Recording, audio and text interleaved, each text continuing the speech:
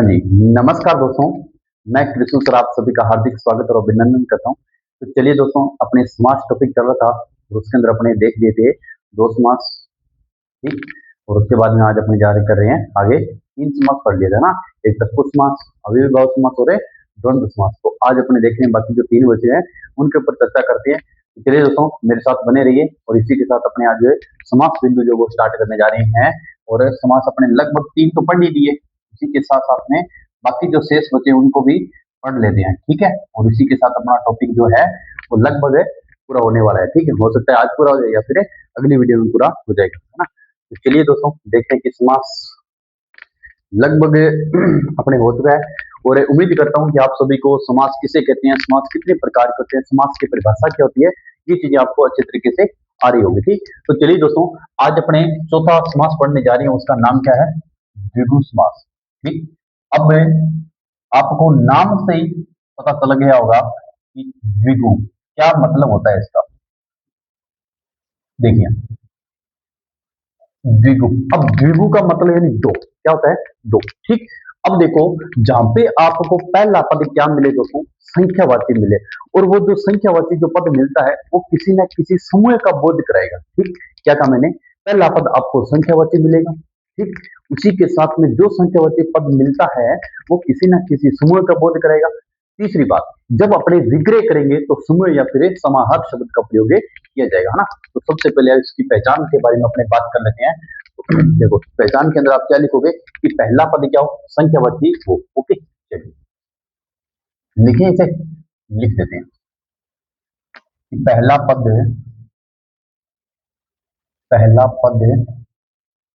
संख्यावाची हो।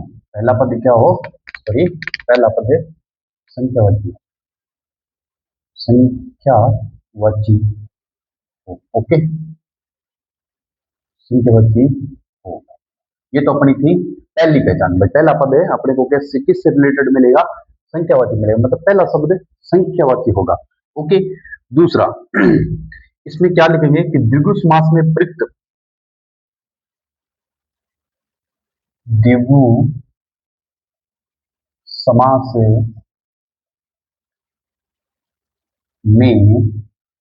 द्विगु समास में प्रयुक्त संख्या, द्विगु समास में प्रयुक्त प्रयुक्त संख्या संख्या किसी समूह का बोध कराती है, ये लिखा।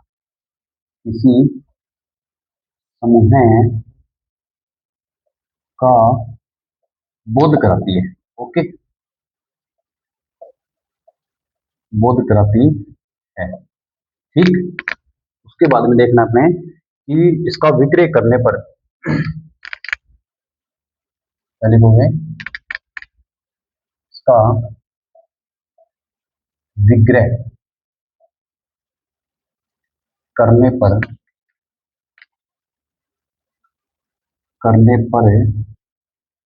समूह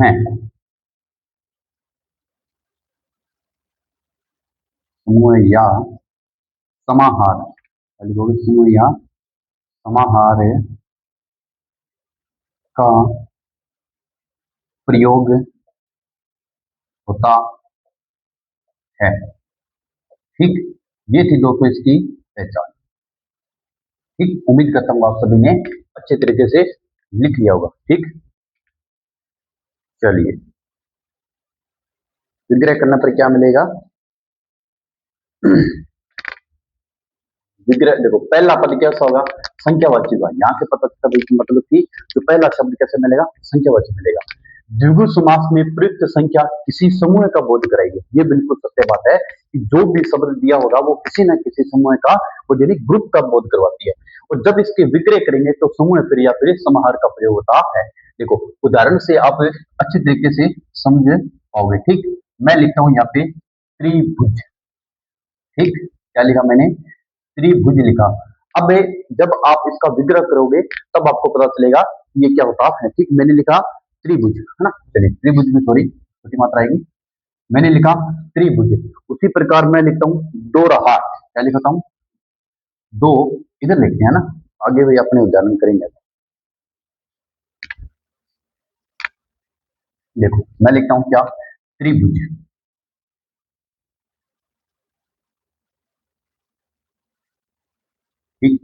त्रिभुज। उसी प्रकार मैं लिखता हूं दो रहा, दो रहा।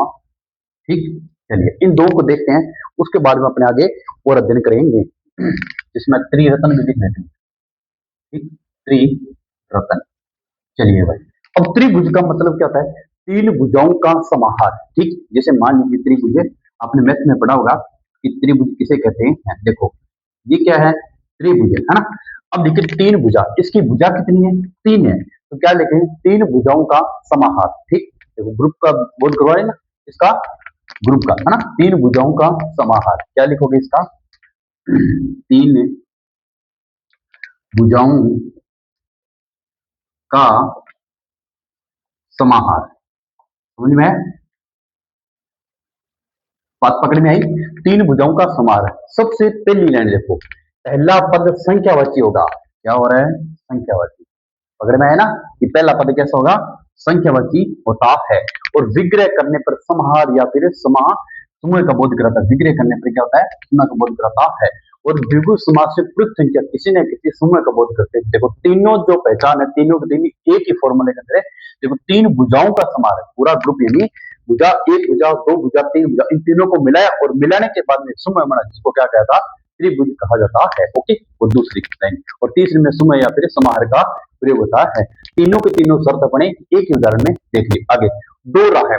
अब दो राहों का समाहार मतलब दो रास्ते थे, उनका क्या हो आपस में समाहार, ये भी लिख सकते हो आप। ठीक, क्या लिखोगे? दो राहों का समाहार। ओके, चलिए दो राहों का समाहार। समझ में आया? चलिए अब त्रिरत्न लिखा हुआ है। ठीक, क्या लिखा हुआ है? त्रिरत्न। तो इनका क्या बनेगा? त्रि का मतलब क्या था? तीन, और तीन रत्नों का समाहार या तीन रत्नों का समूह, ये भी लिख सकते हो। ठीक, तीन रत्नों का, तीन रत्नों का समूह है। ठीक, मेरे हिसाब से अब आपको कहीं भी दिक्कत नहीं आएगी, है ना। चलिए देखो समझ में आएगा ना दोस्तों, तो आपके एक या दो उदाहरण में आ जाए। अगर समझ में नहीं आए ना तो फिर से हजारों उदाहरण दे लो, समझ में नहीं आएगा। ठीक, देखो यहाँ पे भी क्या है? संख्या का बोध हो रहा है, और यहाँ पे भी क्या है? संख्या का बोध हो रहा है। ठीक है, चलिए इसको अपने चीज में लास्ट में एक एक साथ देखेंगे। ठीक है, चलिए क्या लिखा? त्रिभुज दोहरा तीन रतन। अब लिखना आप है, मैं लिखता हूँ, उदाहरण देते हैं बढ़िया से आपको। आप लिखिए मेरे साथ, त्रिभुज हो गया, आप लिखिए पक्ष दे। क्या लिखोगे? पक्ष दे, पक्ष दे। ओके, देखते हैं इसका उत्तर। आप प्रयास करना, अगर निकाल पाओ तो त्रिलोक लिखना, त्रिलोक। ओके, त्रिलोक हो गया। एक आध और लिख लेते हैं अपने, जैसे पक्ष द्वय अगर त्रिलोक हो गया। आप लिखना चौमासा लिखो। आप क्या लिखोगे? चौमासा, चौमासा। ओके, चलिए इधर लिख देते हैं दो चार और उदाहरण आपको। आप लिखना पंचामृत। क्या लिखोगे? पंचामृत। ओके, ठीक है। और इसी के साथ आप लिख सकते हो पंचपात्र भी लिख सकते हो। क्या लिखोगे? पंचपात्र। ठीक, ये इतने हो गए। एक दो मैं आपके लिए भी छोड़ देता हूँ लास्ट में। सप्तऋषि भी लिख लो आप। क्या लिखोगे? सप्त सप्त ऋषि लिख लो, है ना। चलिए चलो इतने बहुत है, तीन तीन छह। ठीक है, बाकी आपको करने के लिए मैं देता हूँ, उसके बाद फिर आप करके भी देखना। ठीक है, देखो सबसे पहले क्या लिखा है? पक्षद्वय। इसका मतलब क्या होता है? दो पक्षों का समूह है। पक्षद्वय का मतलब क्या होता है? दो पक्षों का समूह। अब देखो यहाँ पे द्वय लिखा है, द्वय ये पहले आएगा। ठीक, क्या लिखोगे? दो पक्षों का, दो पक्षों का समूह है। ठीक, अब क्या लिखा? त्रिलोक, तीन लोकों का समाहार, या लिख सकते हो आप तीन लोकों का समाहार या तीन लोकों का समूह। क्या लिखोगे? तीन लोकों का, तीन लोकों का समाहार। ठीक, देखो ऊपर जो पहचान दी गई ना, अपने इसी के अकॉर्डिंग चल रहे हैं। ठीक, मतलब कि नियम के खिलाफ हमने नहीं, बल्कि नियम के साथ ही चल रहे हैं। ठीक है, इस चीज को आप ध्यान रखना। ओके, समूह या फिर समाहार आता है। अब आता है चौमासा। अब इसका क्या करोगे? चार मासों का समाहार, यानी चार मासों का समाहार, यानी 4 महीनों का समाहार। ओके, चलिए मास का मतलब क्या होता है? महीना। अब यहाँ लिखा हुआ है पंचामृत, तो पंचामृत का क्या आएगा दोस्तों? आप इसका लिख सकते हो 5 अमृतों का समाहार। क्या लिखोगे? 5 अमृतों का, 5 अमृतों का समाहार। ओके, चलिए ठीक। और नीचे वाला क्या होगा? पंचपात्र, तो क्या लिखोगे आप? 5 पत्रों का समाहार। ठीक, क्या लिखोगे? 5 पत्रों का समाहार, 5 पत्रों का समाहार। ओके, अब नीचे लिखा सप्तऋषि, यानी 7 ऋषियों का समाहार। लिख सकते हो आप? बिल्कुल आप लिख सकते हो इसको। ठीक है, 7 ऋषियों का समाहार या फिर 7 ऋषियों का समूह है, ये ज्यादा बेस्ट रहेगा। क्या लिखोगे? 7 ऋषियों का समूह है। ओके, चलिए मैं उम्मीद करता हूं कि इतने उदाहरण से आपको अच्छे तरीके से समझ में आ चुका है अब। ठीक है, अब देखो फिर से रिपीट करते हैं, अच्छे तरीके से ध्यान से देखना। द्विगु समास किसे कहते हैं? सबसे पहले पहला पद कैसा होगा? संख्यावाची होगा। ठीक है, मैं क्या कह रहा हूँ? पहला पद संख्यावाची मिलेगा, बिल्कुल सत्य पद। आप तीनों के अंदर देखो, पहला पद संख्यावाची, पहला पद संख्यावाची, 3 2 3 4। ठीक, यहाँ देखो 5 5 7। ये आपको पहली लाइन बिल्कुल परफेक्ट बैठ रही है अपने सभी उदाहरणों पर कि पहला पद कैसा होगा? संख्यावाची होगा, बिल्कुल सत्य बात है। 2 राहों का समाहार। ठीक, मतलब कि 2 राहों का समाहार, यानी 2 राह है, मतलब कि 2 राह थे, उनका आपस में क्या हो गया? संयोग। त्रिरत्न, 3 रत्नों का समय, 3 रत्न थे, उनका क्या हो? समय, यानी ग्रुप। पक्ष में 2 पक्षों का समाहार, क्या आएगा? 2 पक्षों का समाहार। त्रिलोक, 3 लोकों का समाहार, 3 लोकों का आपस में क्या हो? समाहार। चौमासा, चौमासा का मतलब होता है दोस्तों महीना, यानी 4 महीनों का समाहार है। ठीक, ओके। यहाँ देखा पंचामृत, यानी 5 अमृतों का समाहार। यहाँ पे इसका संधि विच्छेद करो, क्या बनेगा? पंच प्लस में अमृत। ओके, यहाँ पंचपात्र, यानी 5 पत्रों का समाहार। और उसी प्रकार लिखा सप्तऋषि, यानी 7 ऋषियों का समूह है। ठीक, ये था अपने कौन सा समास है? द्विगु समास। ठीक, आपको सबसे बेस्ट चीज है ये याद रखिए। अगर ये आपको याद है तो उदाहरण आप अपनी तरफ से भी बना सकते हो, या फिर जो भी उदाहरण आपको दिए जाएंगे आप उसका एनालिसिस कर सकते हो। ओके, चलिए आपको दो 4 उदाहरण बिल्कुल दे देते। आप लिखिए नवरत्न। ठीक, क्या लिखोगे? नवरत्न। ठीक, नवरत्न लिख लो। इसी के साथ दशक लिख लो आप, दशक। ठीक, इन दो का क्या करोगे? आप खुद हल करना। ठीक, नहीं समझ में आए तो कमेंट बॉक्स में मेरे को बताना, मैं आपको हल करके दे दूँ। ओके, चलिए अब देखते हैं अपने अगला समास। क्या समास हो गया अपने? चलिए भाई,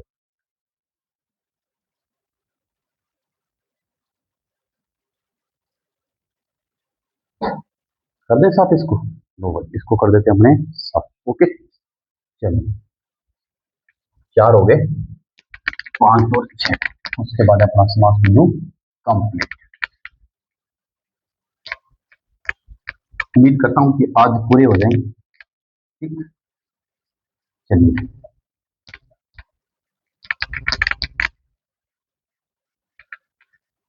ये अगला समास लिखना आप क्या? देखो तत्पुरुष हो गया, अवयवी हो गया, द्वंद्व हो गया, द्विगु हो गया। अगला लिखिए आप कर्मधारय समास,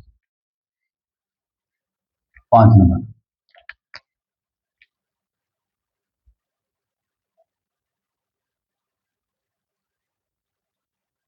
कर्मधारय समास। अब इसके अंदर देखते हैं कि क्या शर्त या फिर क्या पहचान हो सकती है। देखो जहां पे अपने को क्या मिलेगा? विशेष विशेषण मिलता हो, ठीक, उद्देश्य विधेय मिलता हो, उसमें उपमान का प्रयोग होता हो, वो वहां पे कौन सा समास होता है? कर्मधारय समास होता है। ठीक, इनकी अलग अलग एक एक पहचान है, वो अपने बारीकी से देख लेते हैं और उसके बाद में अपने देखते हैं उदाहरण, ताकि आपको अच्छे तरीके से समझ में आ जाएगा। ओके, चलिए देखें। देखो सबसे पहले आप क्या लिखोगे? जहां आपको क्या मिले? एक पद तो इसका विशेषण होता है, तो दूसरा पद क्या होगा? जहां एक पद, जहां एक पद है विशेषण, विशेषण, तो जहां एक पद विशेषण तो दूसरा पद है, दूसरा पद क्या मिलेगा? विशेष्य मिलेगा। ओके, विशेष्य, विशेष्य मिले, वहां कौन सा समास होता है? कर्मधारय समास होता है। इसी के साथ में और लिखना, इसमें कहीं कहीं उपमेय उपमान का संबंध भी होता है। ठीक, इसमें उपमेय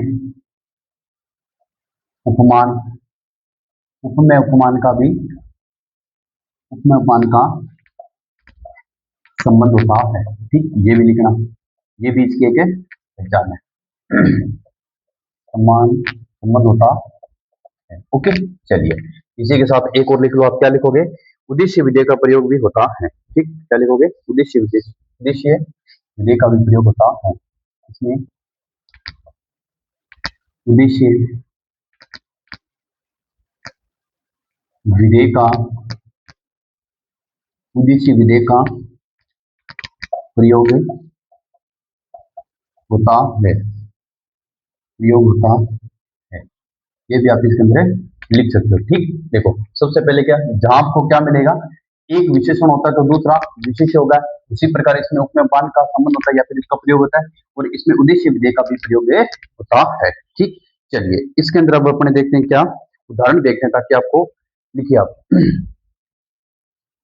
नीलकमल लिखो, महापुरुष लिखो। सबसे पहले क्या लिखो? ठीक, नीलकमल उदाहरण देखो। एक मिनट दोस्तों, लिख लो आप, चलो उदाहरण लिख देता हूं। नीलकमल, ठीक, और नीलकमल के साथ में आप लिख सकते हो क्या? नीलकमल और महान पुरुष, महान पुरुष। चलिए इन दो का आप विग्रह करके देखिए। ठीक, पता चलता है, देखते हैं कि आप कर पाते हो या फिर नहीं कर पाते। ठीक, देखो एक बार प्रयास करो आप।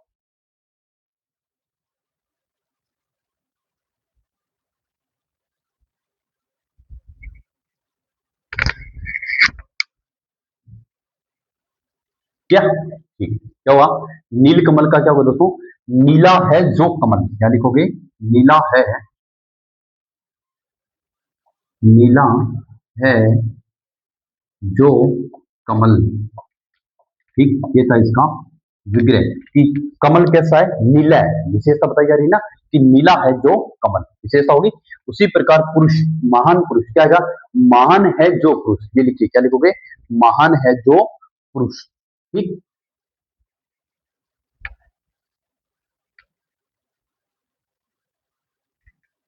महान है जो पुरुष लिख दिया। चलिए, महान है जो पुरुष। ठीक, उसी प्रकार जैसे और लिखते हैं अपने उदाहरण।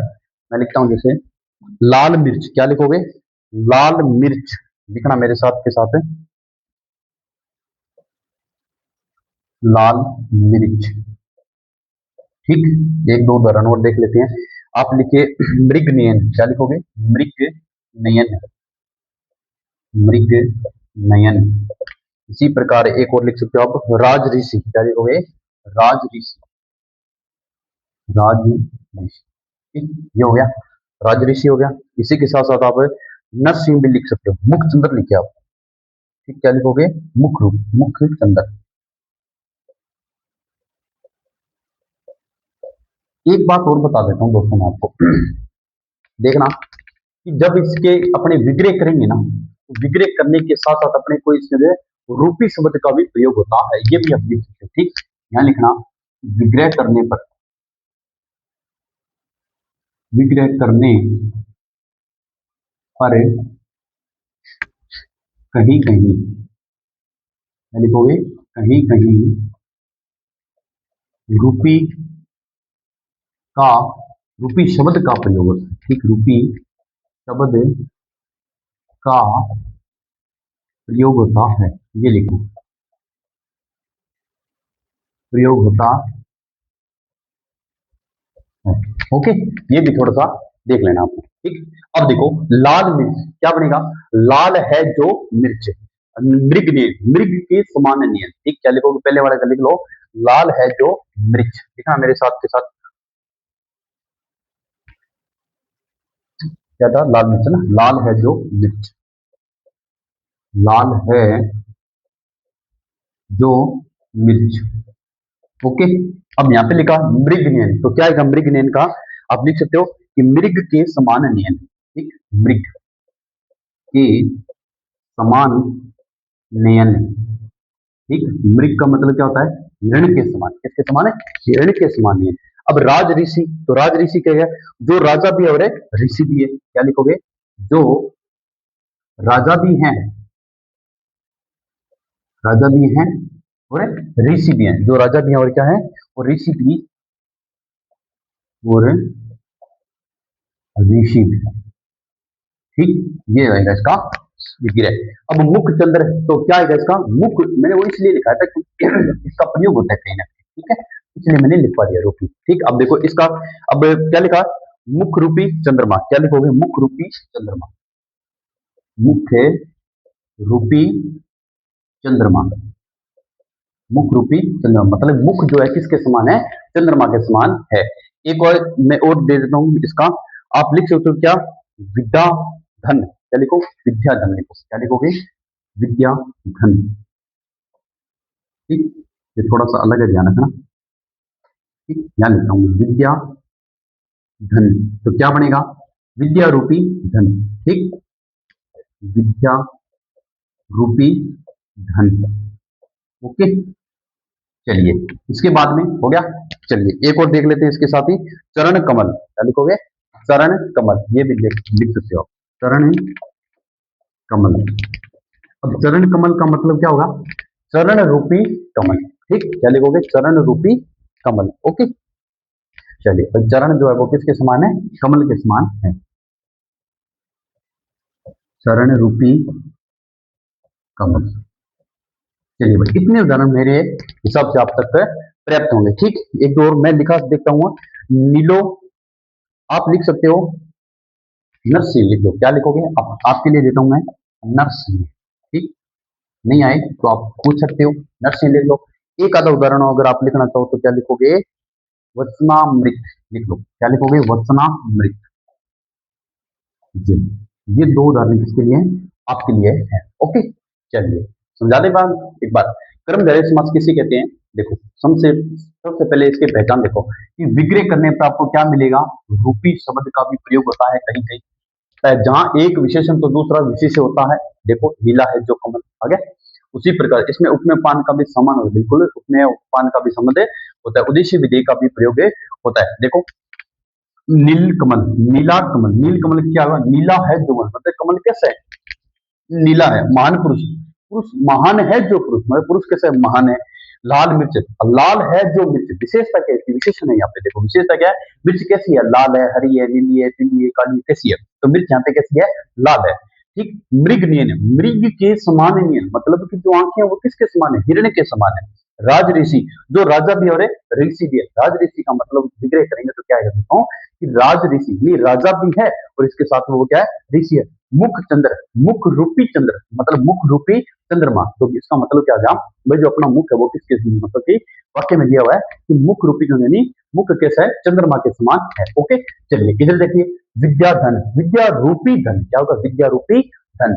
उसी प्रकार चरण कमल, चरण रूपी कमल। ठीक, चरण किसके समान है? कमल के समान है। नरसिंह और वचनामृत, मना नहीं वचना, ये लिखो ना, वचनामृत। चलिए, ये आप दो का विग्रह करके देखना ताकि आपको पता चल जाए कि इसके अंदर किस प्रकार से विग्रह होता है। ओके, चलिए अब चलते हैं अपने चले। चलिए भाई, लास्ट एंड फाइनल समास बचता है कौन सा? बहुव्रीहि। वो देख लेते हैं, उसके बाद समास अपने कंप्लीट। इसको कर दें साफ। चलिए भाई,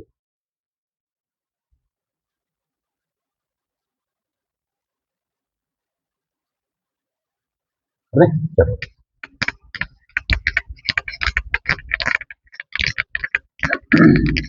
सबसे पहले मैं आपको बहुव्रीहि समास की पहचान दिखा देता हूं, उसके बाद अपने देख लेंगे क्या उदाहरण। ओके, चलिए अब देखो, बहुव्रीहि समास में क्या होता है? जिसमें कोई पद प्रधान नहीं होता है। ठीक, और उसका अर्थ अन्य अर्थ भी निकलता है। ठीक, बहुव्रीहि समास लिखना आप मेरे साथ के साथ क्या लिखोगे? बहुव्रीहि समास। ये लो भाई लास्ट,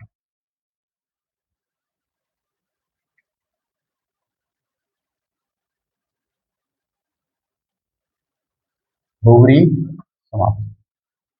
ओके, चलिए इसकी पहचान लिख लेते हैं पहले, उसके बाद देखते हैं इसके अंदर क्या होता है। ठीक, क्या लिखोगे?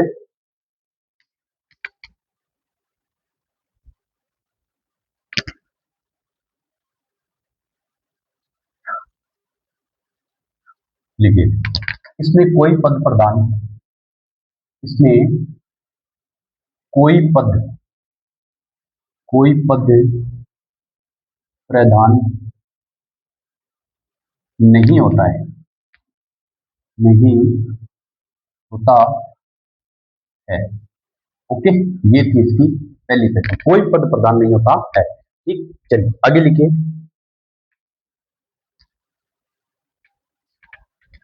इसमें अन्य अर्थ, क्या लिखो? इसमें अन्य अर्थ की प्रधानता होती है, ये भी लिखना कि अन्य अर्थ की प्रधानता होती है।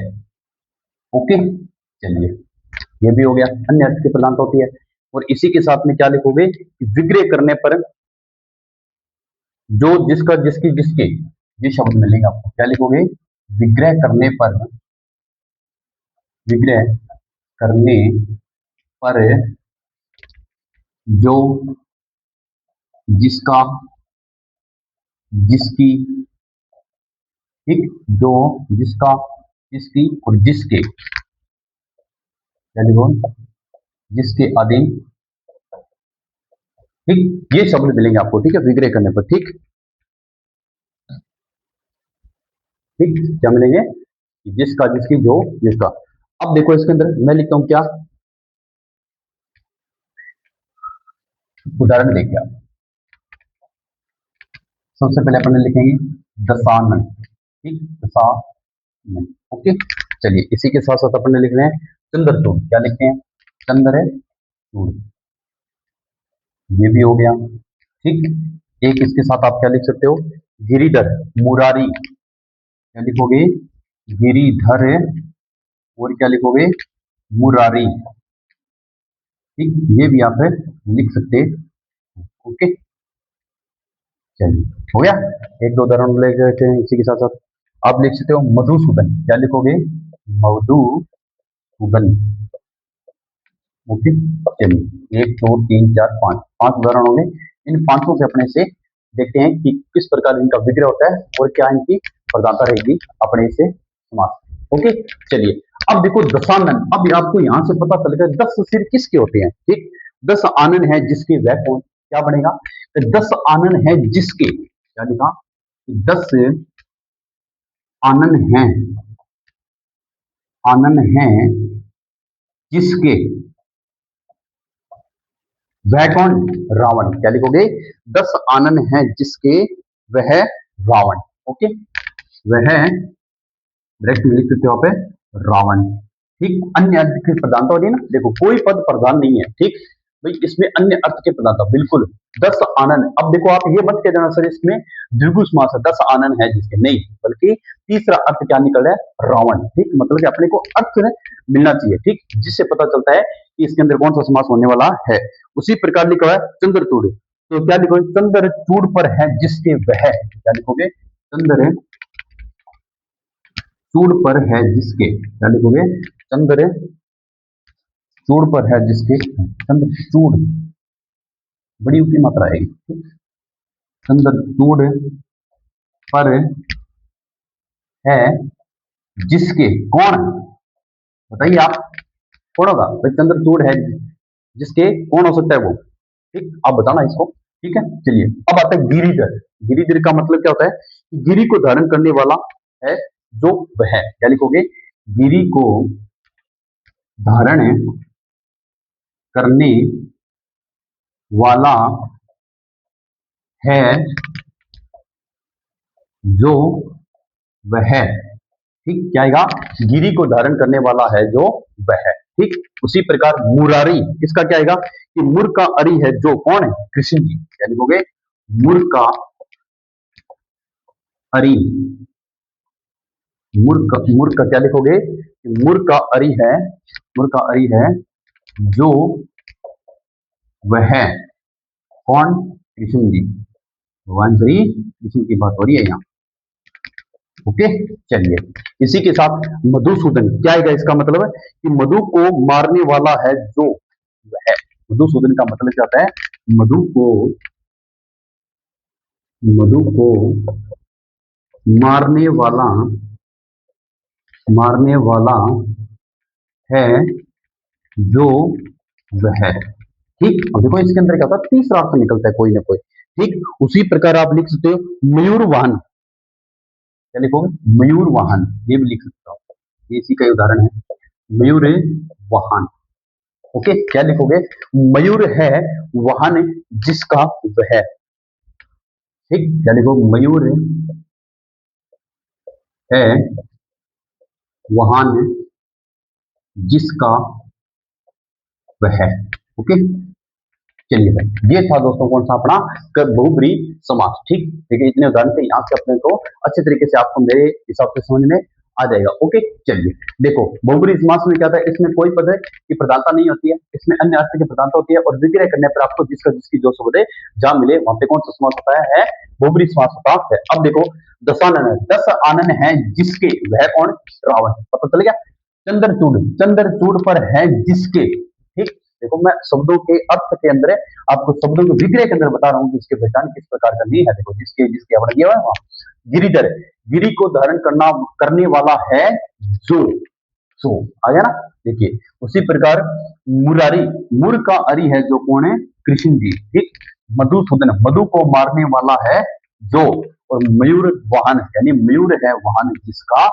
ठीक, चलिए ये था अपने दोस्तों कौन सा समाज को। ठीक है, और उम्मीद करता हूं कि आप सभी को बहुत अच्छे तरीके से समझ में आ गया होगा, और इसके साथ साथ आपने नोट्स भी बनाए होंगे।